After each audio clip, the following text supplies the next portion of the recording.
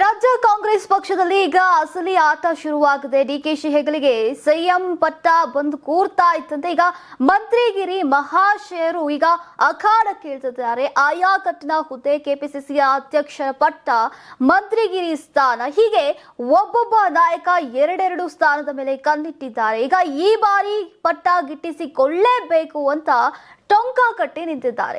ಘಟಾನುಘಟಿ ನಾಯಕರೇ ಪಟ್ಟು ಹಾಕಿರೋದ್ರಿಂದ ಈಗ ದೆಹಲಿ ನಾಯಕರಿಗೂ ಕೂಡ ದೊಡ್ಡ ತಲೆನೋವಾಗಿ ಮಂತ್ರಿಗಿರಿ ಜೊತೆಗೆ ಈಗ ಡಿಸಿಎಂ ಹಾಗೂ ಕೆಪಿಸಿಸಿ ಸಾರಥ್ಯದ ಮೇಲೂ ಕೂಡ ಡಜನ್ ನಾಯಕರು ಕಣ್ಣಿಟ್ಟಿದ್ದಾರೆ. ಈಗ ಕಾಂಗ್ರೆಸ್ನಲ್ಲಿ ಈ ಬಾರಿ ದೊಡ್ಡ ದೊಡ್ಡ ಹುದ್ದೆ ಭಾರಿ ಡಿಮ್ಯಾಂಡ್ ಶುರುವಾಗಿದೆ. ಈಗ ಸಿದ್ದು ಕೆಳಗಿಳಿತಾ ಇದ್ದಂತೆ ಡಿಸಿಎಂ ಆಸೆ ಬಹುತೇಕರಲ್ಲಿ ಚಿಗುರೊಡೆದಿದೆ. ನೀವು ಸಣ್ಣ ಆಗ್ಬೇಕಲ್ವಾ? ಅದು ಒಂದು ಉತ್ತಮ ಆಹಾರದಿಂದ ಸಣ್ಣ ಆಗ್ಬೇಕಲ್ವಾ? ಪ್ರತಿದಿನ ನಮ್ಮ ಜೀನಿ ಸ್ಲಿಮ್ ನ ಯೂಸ್ ಮಾಡಿ ಯಾವುದೇ ಸೈಡ್ ಎಫೆಕ್ಟ್ ಇಲ್ದಂಗೆ ನೀವು ಸಣ್ಣ ಆಗ್ತೀರಾ.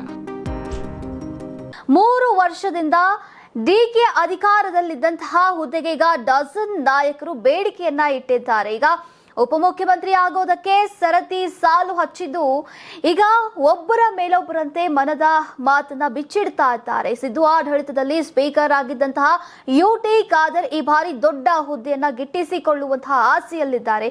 ಈಗ ಡಿಕೆಶಿ ಸಂಪುಟದಲ್ಲಿ ಮಂತ್ರಿ ಮಾಡೋದಕ್ಕೆ ಹೈಕಮಾಂಡ್ ಮನಸ್ಸನ್ನ ಮಾಡಿದೆ. ಆದ್ರೆ ಖಾದರ್ ಮಂತ್ರಿಗಿರಿ ಜೊತೆಗೆ ಅಲ್ಪಸಂಖ್ಯಾತರ ಕೋಟಾದಡಿಯಲ್ಲಿ ಈಗ ಡಿಸಿಎಂ ಹುದ್ದೆಗೂ ಕೂಡ ಪೈಪೋಟಿಯನ್ನ ನಡೆಸ್ತಾ ಇದ್ದಾರಂತೆ. ಈಗ ಸಿದ್ದರಾಮಯ್ಯ ಸರ್ಕಾರದಲ್ಲಿ ಪ್ರಭಾವಿ ಖಾತೆ ನಿರ್ವಹಿಸಿದಂತಹ ಈಶ್ವರ್ ಖಂಡ್ರೆ ಈ ಬಾರಿ ದೊಡ್ಡ ಹುದ್ದೆಗೇರಲಿರೋದು ಈಗ ಕಾತರದಲ್ಲಿದ್ದಾರೆ.